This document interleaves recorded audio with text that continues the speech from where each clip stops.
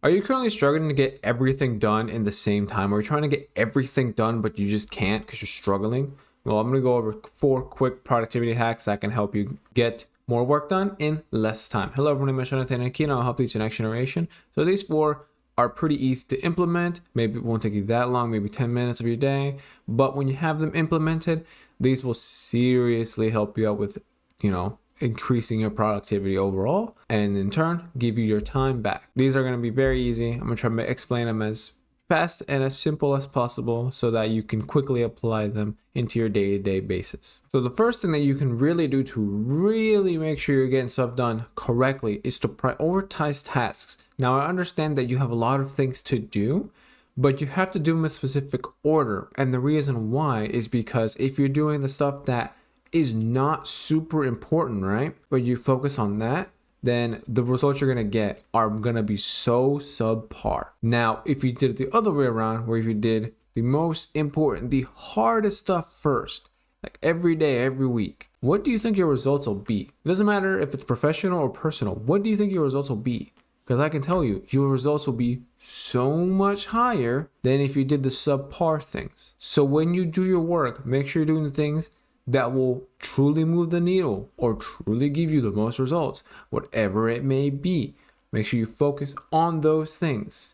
I understand that you still have to get those tasks done, which is why you do them last.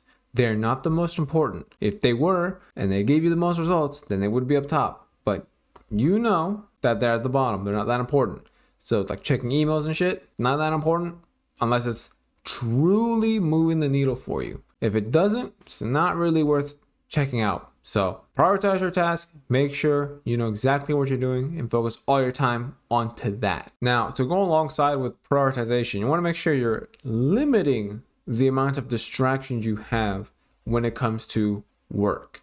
So if your phone's in your room, if your phone's on notifications on, if the screen's facing towards you, that is going to seriously distract you. I know I rag on the phone a lot, but it's such a simple thing to do. All you got to do to make sure it's not in the way, make sure it's not, distracting you or anything, is put it in another room while you work. That's it. Turn the notifications off. They're not as important as you might think, and you'll get all your time back when it comes to working, because if you're not thinking about the phone, well, you're going to be doing all your focusing on the work. And further on from this, if you have distractions on your laptop and such, there are blockers and stuff that you can set up, and they can block all the websites you try and log into, and for that specified amount of time. So very helpful on that front. There's also other, things where your environment might also be distracting. I know I had that at one point, so I worked in a library for a time. Worked out very well. So if your home is very noisy, or you feel like your home isn't very suitable for productivity, then maybe go into your local library or a quiet place that would fuel your productivity. That would work. Just make sure you limit the amount of distractions. So in this case, like a Starbucks, probably not the best unless you get maybe a seat that doesn't really face anyone. It's just like the wall, for example, so you can just focus on your work and that beautiful wall. Oh man, that wall is great. Now I'm going to be talking about the Pomodoro technique, which is a manner of which to utilize your time best while still incorporating breaks. So the basic premise is you work for 25 minutes straight. You do nothing else. You just work 25 minutes straight, and then you take a 5-minute break. And then you repeat that cycle. So 25 minutes on, 5 minutes off. And you keep doing that until your work time is done or you get all your work done. Now, while there are other methods that you can use, my method is work like 3 hours and then take half an hour. That's what I do. This one is very simple, but it is very effective. I recently tested this and with some of my easier work, and it was getting done fairly simple, fairly easily. So if you haven't tried it, I definitely give it a shot. I believe there's Pomodoro clocks. I know there's one online. There might be some on the phone, but the basic idea is you set 25 minutes of work, 5 minutes of break.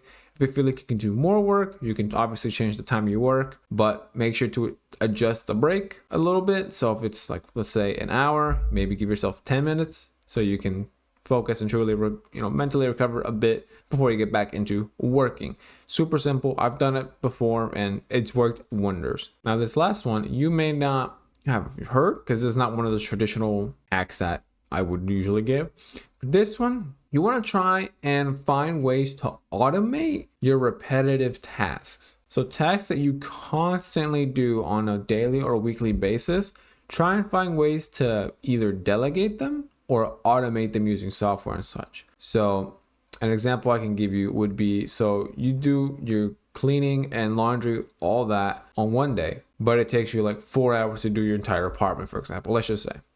So in those 4 hours that you have to sacrifice to cleanliness, if you could afford to get a cleaning service and have them do it, that would save you 4 hours every day, which you could use to invest your time into another thing. So that's one way. The other method would be using software. So I, as an Amazon seller as well on the side, have I think 1,600 books in my inventory, and it would be a pain in the ass to go and try and change all the prices to stay competitive with other sellers. Instead, I just have a repricer, click up a button, bada bing, bada boom, all the prices have been changed, and I will save an entire day of my life, because that's a lot of books to go through.